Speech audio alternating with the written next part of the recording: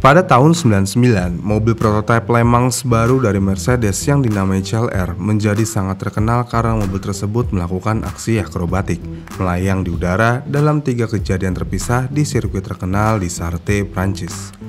Dan setelah kejadian akrobatik tersebut, Mercedes akhirnya memutuskan untuk hengkang dari Le Mans untuk waktu yang sangat lama.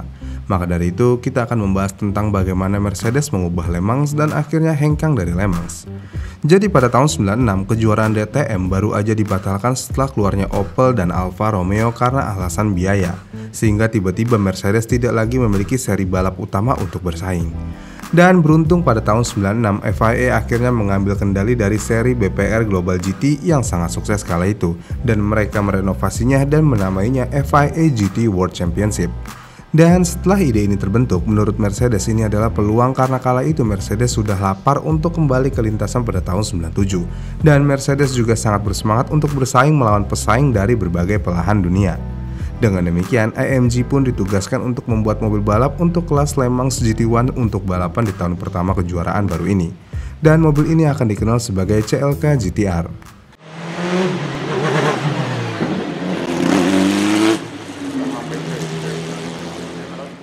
Kelas GT1 sendiri adalah kelas homologasi yang berarti bahwa semua mobil yang berkompetisi di dalamnya harus didasarkan pada mobil jalan.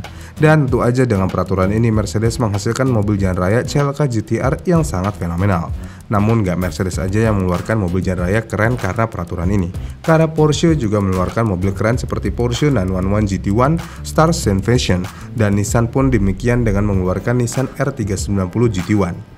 Jadi dengan aturan baru ini, para desainer khususnya Mercedes berusaha menciptakan monster truck yang luar biasa tangguh. Dan yang pasti untuk melakukan hal itu, bodi mobil akan menggunakan bahan karbon secara menyeluruh dan selain karbon, mobil akan dibuat juga menggunakan aluminium. Dan setelah bodinya sudah dirasa mumpuni, engineer pun di kala itu selalu mempercayakan mobilnya akan berjalan dengan mesin konfigurasi V12 6 liter. Dan ternyata selama pengembangan mobil, Mercedes juga berhasil membuat mobil balap McLaren F1 GTR yang digunakan untuk menetapkan lap-lap referensi dan menguji teori-teori tentang bagian aero, sehingga sebagian besar aero mobil telah diuji secara ekstensif. Namun di debutnya pada tahun 97 di 4 jam Hockenheimring, CLK GTR tidak memenuhi harapan Mercedes. Dengan satu dari 2 mobil mereka mengalami kegagalan rem dan yang lainnya finish 20 lap di belakang McLaren sebagai pemenang. Dengan kegagalan tersebut, Mercedes akhirnya berjuang lebih keras untuk musim selanjutnya, dan akhirnya perjuangan mereka membuahkan hasil di trek yang sama pada tahun 97 dengan mobil yang sama juga.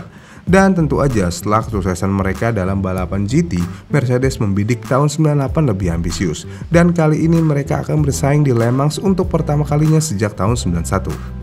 Dan untuk mengikuti kompetisi ini yaitu Le Mans, Mercedes membutuhkan pemikiran ulang tentang desain CLK GTR. Dan akhirnya Mercedes pun melakukan sejumlah modifikasi eksterior. Dan gak sampai situ aja, Mercedes juga melakukan pergantian mesin, yang mana sebelumnya menggunakan V12 6 liter dan untuk Le Mans, Mercedes menggunakan mesin VX 5 liter dengan harapan mesin ini bisa lebih mampu bertahan dalam balapan selama 24 jam penuh. Dan mobil yang dimodifikasi ini dinamai CLK-LM. Dan dengan modifikasi yang ada, mobil-mobil tersebut terbukti cepat di sirkuit Le Mans, meraih posisi pole dalam kualifikasi. Tetapi sayangnya upaya tim untuk membuat mobil lebih dapat diandalkan ternyata tidak berhasil, karena pada hari balapan, kedua CLK GTR yang dijalankan mengalami kegagalan mesin dan gagal menyelesaikan balapan. Meskipun begitu, Mercedes tidak ingin mobil baru itu sia-sia, yang mana mereka kembali membalap dengan CLK LM bersamaan dengan CLK GTR dari tahun sebelumnya untuk memenangkan lagi kejuaraan pembalap dan tim di kejuaraan FIA GT. Dan Mercedes tentu aja berhasil memenangkan kejuaraan FIA GT kala itu. Namun dengan kemenangan yang ada, Mercedes masih belum bisa menerima diri kalau mereka belum berhasil di Le Mans. Jadi pada tahun 98 dimulailah pengembangan pengganti untuk CLK LM, dan hasil dari pengembangan tersebut, Mercedes tidak akan bersaing di kelas GT1 pada tahun 99, dan Mercedes akan fokus di kelas LMGTP yang baru. Ini adalah kelas prototipe dan tidak memerlukan mobil jalan homologasi, dan mobil baru ini dinamai CLR oleh Mercedes. Sebenarnya CLR merupakan kelanjutan dari pekerjaan yang telah dilakukan pada CLK-LM, tetapi diambil ke tingkat yang lebih ekstrim. Mobil ini ditenagai oleh versi modifikasi dari mesin VX yang sama. Namun di versi ini mesinnya diperbesar menjadi 5,7 liter dan tidak diragukan lagi bahwa semua orang berharap mesin-mesin ini tidak akan rusak di tengah balapan karena saking besar diameternya. Selain itu, selain tidak perlu khawatir tentang legalitas jalan atau kenyamanan pembalap, kelas baru LMGTP Ako juga melihat penurunan berat minimum dibandingkan dengan kelas GT1 lama, yang mana di kelas ini mobil hanya memiliki berat minimum seberat 900 kg dibandingkan dengan 950 gram tahun sebelumnya. Dengan perubahan tahun yang ada, Mercedes akan menghadapi kompetisi yang lebih ketat daripada sebelumnya. Kemudian karena Mercedes berhasil memenangkan kejuaraan FIA GT tahun sebelumnya, jadi Mercedes dijamin mendapatkan satu tempat di 24 jam of Le Mans yang akan diberikan kepada mobil nomor 4 yang dikemudikan oleh Jean-Marc Gounon, Marcel Timmerman, dan Mark Webber. Kenapa harus mobil nomor 4? Ya ini karena Mercedes memilih untuk tetap menjalankan mobil nomor 4 dalam sesi latihan dan kualifikasi demi pengujian yang ada. Dan selama prakualifikasi, Toyota GT1 memimpin kelompok dengan berhasil mendapatkan lap tercepat, diikuti oleh Panos dan BMW, dengan Mercedes tertinggal di posisi ke-6, ke-14, dan ke-15. Dan setelah hari pertama kualifikasi, CLR ditempatkan di posisi ke-5, ke-6, dan ke-8 di grid profesional. Tetapi di hari kedua ini menjadi awal dari banyak peristiwa malang bagi Mercedes, yang mana mobil nomor 4 yang dikemudikan oleh Mark Webber saat itu berusaha untuk mendahului Audi R8R menuju kompleks Indianapolis. Dan pada saat itu entah bagaimana bagian depan mobil terangkat, membuat mobil terbalik sebelum jatuh kembali ke aspal di sisi kanannya sebelum berputar kembali ke roda dan berhenti menabrak pagar Armco. Di kejadian tersebut, Webber dirawat di rumah sakit terdekat karena nyeri leher dan punggung, tetapi akhirnya dinyatakan fit untuk melanjutkan balapan. Lalu pagi hari di hari balapan, sesi pemanasan setengah jam sedang berlangsung di mana mobil nomor 4 yang sekali lagi dikemudikan oleh Mark Webber mengikuti tim Oreca Dodge Viper GTS. Namun setelah melintasi bukit di jalur menuju tikungan Mulsanne, CLR sekali lagi melayang, dan kejadian tersebut membuat Webber berputar di udara untuk kedua kalinya. Namun untuk kali ini mobil mendarat di trek dan Webber tidak mengalami luka apapun. Kemudian karena masalah tersebut ditakutkan akan menjadi masalah besar, jadi beberapa jam sebelum balapan dimulai, Mercedes menarik mobil nomor 4 untuk dilakukan modifikasi last minute pada dua mobil yang tersisa dengan harapan meningkatkan downforce di bagian depan mobil. Setelah itu, para pembalap juga diingatkan untuk tidak mengikuti mobil lain terlalu dekat.